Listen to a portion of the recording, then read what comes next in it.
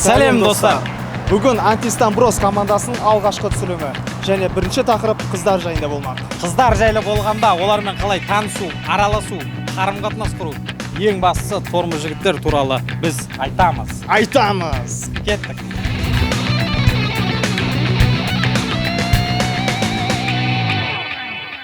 Сіздермен бірге Антистан Брос алғашқы біздің бүгінгі қонағымыз сұхбат беруге келген Назерке. Саламатсыз ба? Сәлем, қалайсыз жалпы?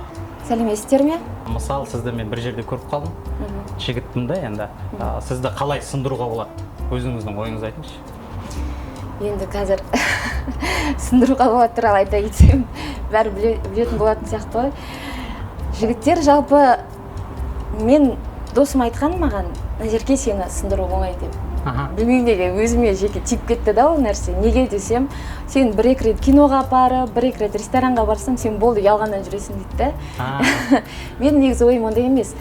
Бастапқыда жігіт келіп танысқан кезде белгілі болады, ұнап тұр ма жоқ па, мүмкіндік бар ма жоқ па. Егер мен көріп тұрсам, мен күлем, майсам. Егер жігіттің немесе сүйіктің болса, әлеуметтік желіге онымен бірге суретке түсіп салар ма едің? Жалпы сондай өздерінің махаббатын бүйтіп ашық көрсетіп отқан адамдарға қалай қарайсың? Как будто бір сода сүйіктісі бар сияқты күні-түні сала беретін қыз жігіттер бар. Жігіттер де бар, қыздар да бар. Күні-түні жаным осыны кездестірген бір 2 жыл бойы тоқтамай жазады да. Өзің сондайларға қалай қарайсың? Өзің сондай болар ма едің егер өліп жақсы көріп қалсаң? Мен негізі ондайды адамдарға шын айтсам қызығам, өйткені олар от души істейді деп ойлайсыз ба? Білмеймін енді. Мен мысалы салмайтын едім. Себебін айтсам, ертең мен оны суретке салам жігітіммен түскен суретінде. Қазір Инстаграм арқылы білуге болады, кім кіммен жүрмейді. Олар басында суретін салады да, сосын ұрысқасы бәрін өшіріп тастайды да. Өшіріп тастайды. Сосын ары қарай құрбыларыңыздан айтады, не жаңалық, біліп тұрады бәрін, әдейі істейді. Не жаңалық, айтсайшы, не болды деп. Белгілі болып тұрады да, енді басында суреттер толып тұрады. Екеуің сосын бәрі өшеді. Бітті, жүрмейді екеуі. Не қосылған екен қайтадан салады соны. Қайтып салады. Ертең онымен қосылмасаң, басқа біреумен салсаң, тағы салсаң, болды, нағыз бәрімен жүреді деп ойлайды. 2-3 жігіттің сурет салынса уже бұзылған дейсің ғой. Бұзылған дейді. Сосын біреулер бүйтіп қояды, жігітпен сурет түседі да, бірақ бетіне жаңа арыстан бірдеңе соғып қояды. Сол не үшін көз тимесін? Түсінбеймін. Мен ойлаймын, онда сен үйленген жігітпен жүріп жатсың, оның бетін жасыратындай. Немесе танымал. Болмаса, ол сенің бұрын жүрген досыңның жігіті ма, оны тығатындай. Не үшін тығады, мен білмеймін. Енді Инстаграмды мен қарадым да, оның барлық енді қыздардың, әдемі қыздардың көбі қазір орысша жазатын болып кетті ме, әлде сенен байқадым ба? Орыс тілде жазасың, иә, мысалы, жүргізесің, бір ойыңды кеткізесің. Мысалы, бір жігіт қазақша жазды. Жалпы танысу барысында қай тілде жазған маңызды ма сен үшін? Немесе оған онда тұрған ештеңе жоқ па? Мен өтірік айтпай қойын, бір 5 жыл бұрын мен үшін өте маңызды болатын. Орысша қалай әдемі сөйлейді деп айтатынбыз. Мен өзімде де бір отырыста бір өңкей орысша сөйлей білмейтіндердің арасында әдейі күшті көріну үшін орысша с точки зрения банальной эрудиции деп өзінше көрсеткім келеді да. Бірақ қазіргі таңда сен әдемі қазақша жауап берсең, елдер кәдімгідей таңғалады. Ол нағыз қалай әдемі қазақша сөйлейді деп. Комплекс болды ғой сондай, бір қазақша сөйлеуге ыңғайсызданып дегендей. Қазір мен қуанамын, қазіргі кезде керісінше қазақша сөйлесем, саған қандай күшті қыз қазақша. Бізде Қазақстанда енді қазақша сөйлесе таңғалады ғой. Негізі ол таңғалатын нәрсе болмау керек, бірақ қазақ тілі трендке айналып жатыр. Мен соған қуанып отырмын. Қазақ тілі трендке айналып жатыр, жігіттер, естеріңізде сақтаңыздар. сақтаңыздар. Қазақша сөйлесе, жігіт әдемі сөйлесе, бір майдай жағады қазіргі кезде, шын айтамын. Тағы бір мынандай момент бар ғой, мысалы, енді 30-ға дейін ода жол болмаған болуы мүмкін, бірақ сен оның потенциалын көріп тұрсың да, мына шығады-ау деген терінде жүрсен. Андай еңбекқорлығы көрініп, отбасылықтың асырауы көзінде көрініп тұрса, әрине. Себебі қазіргі таңда қыздарды айтып тұрмын ғой, таңғалдырмайсың машина үйінмен. Көп қыздар қазір пенсионкалар жүріп жатыр, 3 жерде, 4 жерде жұмыс істейді, өздері ақ қыдырады шетелге, өздері ақ машина алады. Сондықтан жағдай бар дейсіз ғой, жағдай бар. Жігітпен қыздардың қазір табысы теңесіп қалды. Яғни оны тек қана байлықпен, ақшамен сындыру қиын. Сындыру қиын. Қазіргі таңда керісінше қыздарды бір өзіңнің бір мысыңмен ғана алып кете аласың да, қалған нәрсемен қызықтырмайсың. Тағы бір сұрақ келіп тұр мынандай. жалпы осы Алматы жақта бір араласқан достарымызды байқасаң, оларда тұрмысты құрмай тұрып төсек қатынасында болып көру ол нормальный нәрсе деп есептеледі. Себебі бір-біріне сәйкес келеміз де кейін де соны көреміз дейді. Сен соған көзқарасың қандай? Яғни тұрмысқа дейін төсек қатынасында енді қазір жоқ, андай жаман ойлайтын нәрсе деп ойлауымыз мүмкін. Онда тұрып, мысалы, ой ғой енді. Енді шындықты айту керек қой, мен қазір шындықты. өзімді күшті бір қызды көрсеткім келмейді да. Егер әрине дұрыс тұрмыста болып төсек қатынасқа түскен. Өзіңе де жақсы, күйеуіңе де жақсы. Енді мысалы мен 30-ға толдым, мен ешкім алмай жатыр. Енді мен өлем ба, мен табиғаттың заңдылығы бар деген сияқты гармон ойнайды. Енді мен 30-ға келіп енді тұрмысқа шықпай жатса, бола берсе, мен оны жаман деп ойламаймын. Өйткені ол қазіргі таңда медицина көзімен қарағанда ол керек нәрсе. 30-дан кейін ол біздің организмға да керек, сондықтан еш... Ондай бір не қараймын дейсіз ғой, онда тұрған ештеңе жоқ, Онда тұрған ештеңе жоқ. Бірақ енді әрине дұрыс болар еді, тұрмыста төсек қатынас болған. Иә, оны бізде қалаймыз. Бұл Антистан Прос командасы бүгін біз Арбатқа келіп, қыздардан, яғни жігіттердің таныстықты қалай бастау керектігін сұрайтын боламыз. Негізгі қойылатын бүкіл қыздарға сұрағымыз, егер сіз жігіт болсаңыз, қызбен қалай танысар едіңіз, немесе қызға қалай әңгімені бастар едіңіз деген. Кеттік.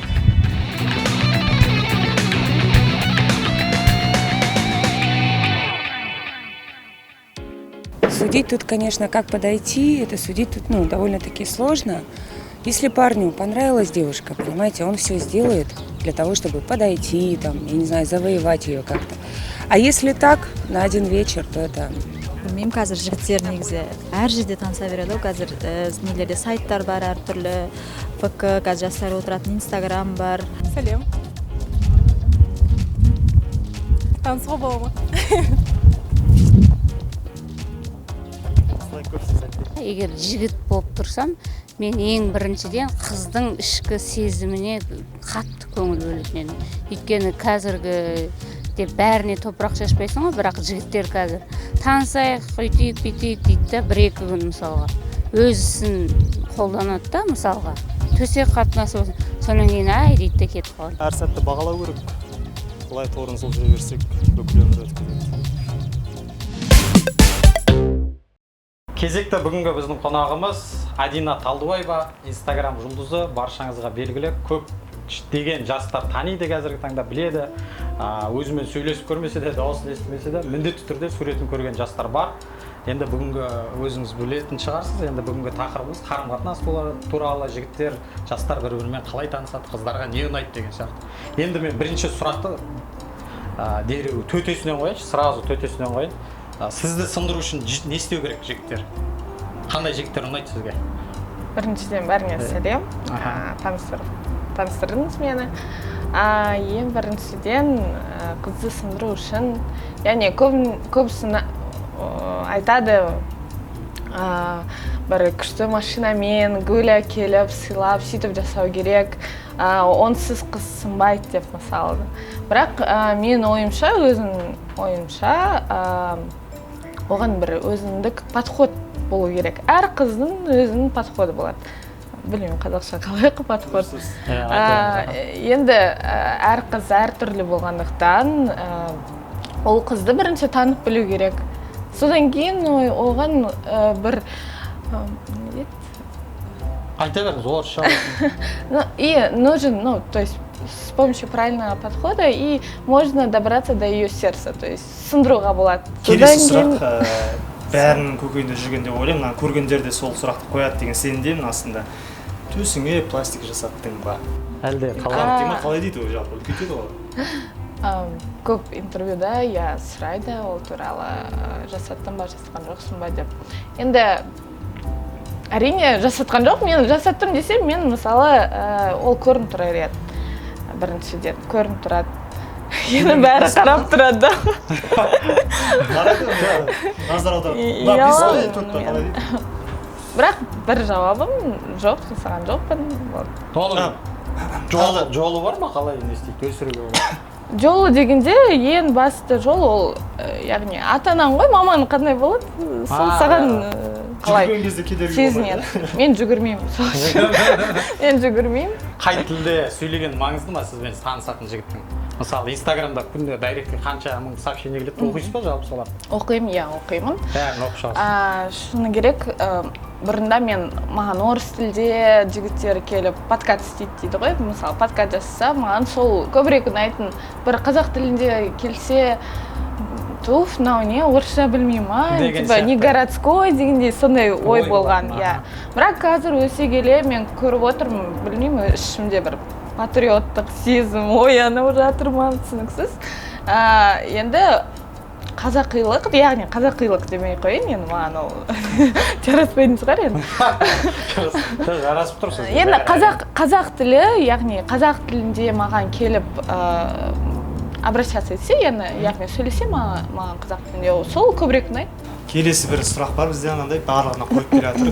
Тұрмыс құрмай тұрып жігітіңмен төсек қатынасында болғанға қалай қарайсыз? Күле салайын. Күле салайын да жауап бермей қояйын. Түсінікті дейсіз. Енді қазір баршамызға белгілі, мына Инстаграм деген бір бизнестің көзі болып кетті. Кәдімгідей жай негізгі кәсібін былай қойып, адамдар тек подписчикпен ақша табатын болып кетті да. Жарнама жасайды, пиар жасайды, неше түрлі видеолар шығарады. Өзің Инстаграмда қанша подписчигің бар, жалпы табыс көзі қалай, енді нақты сұрақ, біреудің енді қалтасына қарауға болмайды дейді, бірақ енді жұртқа қызық. Мотивация да ол басқа қыздарға, жастарға. Менде 280 мыңнан астам подписчик бар, оқырман. Өзім, жарнамада ақша жасаймын. Көбісі сұрайды, сен ақшаны осы қайдан табасың? Күнде ресторан, күнде кафе деп. Бірақ шынымен де ол, мысалы, бартерге шақырады, бір жерлерге сөйтіп отырамын. Ондай жоқ, ағашкам бар, бір нәрсе, сыр нәрсе деген. Тек қана міне реклама, яғни жарнамада ақша табамын, және өзім стипендиям бар, сол өзіме жетіп отырады. Ал нақты бағасын мен айтпай қояйын. Одан кейін сізбен танысқысы келген жігіттің материалдық жағдайы сізге маңызды ма? Оның көлігі, жұмысы, пәтері, жалпы ақшасы? Енді әрине, өйткені біз келешекті ойлаймыз ғой. Мысалы, балаларымыз болады. Оны енді бір квартирадан квартираға жүрмейсің ғой, өйтіп. Онда ұлдың да жігіттің де өзінің фундаменті болу керек та, қойған мақсаты болу керек. Хотя бы амбиция немесе перспективасы болу керек. Шын керек. Енді әрине қарайсың оған. Онсыз болмайды. Не всем девушкам нравится на улице знакомиться. Индивидуальный подход, наверное, как-то так. Кому как, да? Да, кому как. Сәлем, қалай? Сен танысуға болып. Қалжыңдап бірдеңеден бастау керек. Прикол айтып. Иә. Вообще, бірінші диалог создавать ету керек, потом. Қыздың түріне, жүрісіне қарап, уже өзінің, ол қыздың темпераментіне қарап, қалай не істеуге болады. Өстіп болады ғой, қызы ярко выраженный қыз болса, оған красивый бір нәрсе айтуға болады. Сөзді тыңдайтын қыз болса, сөзбен айту керек. Қарындасымен танысуға болар ма деді? Енді ол ескі не емес па, өтпей қалып жүрмей ма? Или соның қасына отырып әңгіме айтатын едім. Қашып кетпей ма? Жоқ, қашады деп ойламаймын. Таныстым келеді менің сізбен. Сөйтіп айтпайсыңдар. Бір ұнатып тұрған жерін байқап, сол жерін айтқан дұрыс сияқты комплимент ретінде, бірақ көзіңіз әдемі екен, бір фигураңыз әдемі екен деген сияқты мындай поверхностный дейді ғой, ондай сөздер емес, бір кішкене әдемі, бірақ мәдениетті түрде. Просто амандасасың, отыруға бола ма деп сұрайсың. Аида, сені қалай сындыруға болады? Тіке осылай. Жақсы ресторандар, қымбатты сыйлықтар и аз сөйлеу. Яғни сізді тек ақшамен сындыруға дейміз. Ну, не жалғыз ақшаны, надо просто производить жақсы көрсету керек. Өзін жақсы көрсету. Да. Жігіттер кім алдыға талпынады, кім талпынбайтын жігіттерге бөлуге болады. Вот кім талпынады, олар әрқашанда көздері жанып тұрады. Сосын қыздармен сөйлескен кезде де сен соның күшін сезінесің, ішкі энергетикасын. И сондықтан, в прям ол басқаша сезінеді. Қазір мен энергетикамды сезіп отырсың, бәрі Ну, да. Көңіліңе шықты ма енді саған? Мысалы, мына жерде жігіттер отыр. Қалай сіз сөз айтасыз? Неден бастайсыз? Ол қайда отырғаныңыздан зависит, да? Егер сіз, например, екеуміз ресторанда отырмыз, сіз ана жерде отырсаңыз, мен ана жерде отырсам, мен сізге там жымия бастайды. Мен өзім жақындаймын ғой. Егер сіз совсем түсінбей қойсаңыз, там записка жіберетін едім. Енді мен до такой степени тормыз емес. Шетелдіктермен енді шетелде оқыған шетелдіктермен араласасыз, шетелдік жігіт ұсыныс айтса, онымен қарым-қатынас құруға дайынсыз ба жалпы? Жоқ, үйленуге де, жүруге де, араласуға қарсысыз ба? Шетелдің жігіттері маған ұнамайды, өйткені білмеймін, біз соншама жылдар бойы Қытайға да күрестік, Орыстанда да, сол үшін қазақтың осы кішкентай 17 миллионын сақтап қалу үшін. Танысу барысында бізде сондай стереотип бар да, қазақ тілді ойлайтын жігіттерді. Танысу тілі саған маңызды ма? Орысша келіп танысқан дұрыс па, қазақша? Егер қазақша танысса сен басқаша ойлап кетіп қалмай ма? Мына жігіт ауылдан келген екен деген сияқты ойлар. Егер ол жаңағы қазақша сөйлеп, бірақ түрі бәрі таза, әдемі, шашы таралған болса, онда ол нормальный жігіт. Шаш таралған. Шаштарың тарап жүріңдер дейсің ғой. Сіздер сияқты мынандай укладка жасап келген. Яғни өз-өзінен жігіт қарау керек деген сөз. Конечно. Жігіт болсаңыз, қызбен қалай танысар едіңіз? Білмеймін. Мороженое алып, қасына келіп. Білмеймін, таныса алмайтын сияқты. Жігіт болсам ба? Не деп бастар едіңіз? Ойланбаппын шыны керек. Жігіт боламын деп ешқашан ойланбаппын. Жоқ, болмайсыз ғой енді бір кейс та, өмірлік. Сен қалай жауап? Кішкене батылырақ болып, қызға барып танысар едім. Если ұнап тұрса, жанына барып, енді ұнап тұрса кейбіреулер бар ғой жігіттер, өтіп кете салады. Ойын жетті, сенімсіз, сенімдірек болу керек, және де батылдықтарын ояту керек. Қазіргі таңда ондай еркектер аз, шынында да. Сіз қалай ойлайсыз? Дұрыс қосыламын мен, потому что өздерінде жігіт жоқ та, сосын айтты да солай. Сіз жігітпен қалай таныстыңыз? Мен жігітіммен мектептің кезінен бері танысқанмын, сосын бізге білінбей қалды да, бала махаббатпен әлі күнге дейін сол жігітпен кездесіп. Иә, байқамай қалдым. Нужно быть оригинальным в первую очередь. Ну, например, в плане сейчас парни с очень непоставленной речью, они не знают, как правильно разговаривать с девушками. Не знаю, как-то по-хитрому. Например, если қыз ұнаса, тогда можно кішкене ақырын, как бы подойти, потом спросить номер, как зовут, потом начать общение и так далее. Сағат сұрайтын едім. С комплиментов. Например? Я не парень, я не могу делать комплимент. Жігіттердің көкейінде жүрген сұрақтарды Амель деген қызға қойып көретін боламыз. Танысу тілі саған маңызды ма? Қазақша бастасақ қалай болады? Немесе орысша, сенде бір қандай Первый впечатление дейді ғой? Нет, вообще такого нету. Если человек грамотно может выразить свое мнение, свою речь, то мне без разницы, на каком языке он разговаривает. Вопрос может быть ко мне, то что я на русском разговариваю, я на русском отвечаю. Вот. Егер қазақша сөйлесе де, сен орысша сөйлеп, это нормально, да? Да, мне вообще нравится, когда на казахском красивом, мәдениетті, әдеби тілмен сөйлескенде, мне такое нравится. Ол бір кедергі болмайды, қарым-қатынасқа? Нет, абсолютно нет. Енді сол қазақ тілі, орыс тілі кетсек, мүмкін ағылшын тілінде шетелдіктер саған ұсыныс тастаса, мысалы, сөз айтса, қалай қарайсың жалпы шетелдіктермен қарым-қатынас құруға? Тек қана үйлену емес, енді араласып жүріп, серьезное отношениеге қалай қарайсың? Ну, если честно, у меня такой казахский менталитет. Я особо, у меня сразу такой стержень стоит иностранец. Даже я когда вот за рубежом ходила, даже если кто-то подкатывает, какой-то иностранец, хоть он даже такой красавчик, там все говорят, вау, типа классный. У меня как-то сразу автоматически, он же не казах. Ну, как бы, у меня тяга больше к казахским парням. Тұрмыс құрмай тұрып, бұрын енді үйленбей тұрып, жалпы жігітпен жақын қарым-қатынаста, яғни төсек қарым-қатынасында болатындарға көзқарасың қалай? Сондай қыздар бар мысалы, сондай жігіттер көбейіп кетті мысалы. Қалай қарайсың соған? Ну, вообще, я считаю, если это серьезные отношения, как бы, если у вас дело идет к свадьбе, если у вас все там хорошо, серьезно, вы друг другу доверяете, то почему бы нет? По-любому поженитесь. Или даже вот есть такие браки, которые женились, а потом развелись, а это не тот человек был, с которым она хотела бы там свою жизнь провести. Обычно қыздар жігіттерге обычно түріне қарап ғашық болмайды, қыздар жігіттердің вниманиесіне ғашық болады. Жігіт егер қызға добиваться етсе до конца, онда қыз по-любому сынып қалады ол.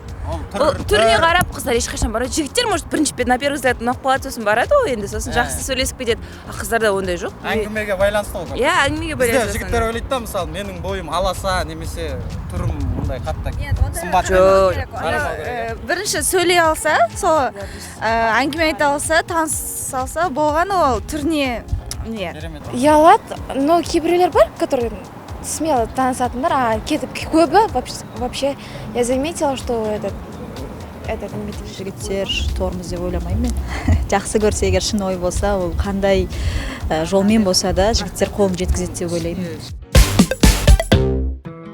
Бүгінгі біздің Антистан Броз жобасының шығарылуына қолдау көрсеткен Паскучи кафесіне өз алғысымызды білдіреміз, және оның пиар менеджері Сырым Ұйтқұлов мырзаға сөз берсек. Армысыздар, құрметті көрермендер. Иә, шынымен де еліміздегі қаламыздағы ең нағыз италиялық кофейня, 150 жылдық тарихы бар біздің Паскучи кофейнямызда осындай мәдени ивенттер менен ең қызықты жобалар түсірілімдері осы жерде өздерінің орнын алып жобасын таба бастайды. Мен өз кезегімде Антистан Броз жобасына өзімнің қолдауымды көрсетіп, тек қана сәттілік тілеймін. Рахмет.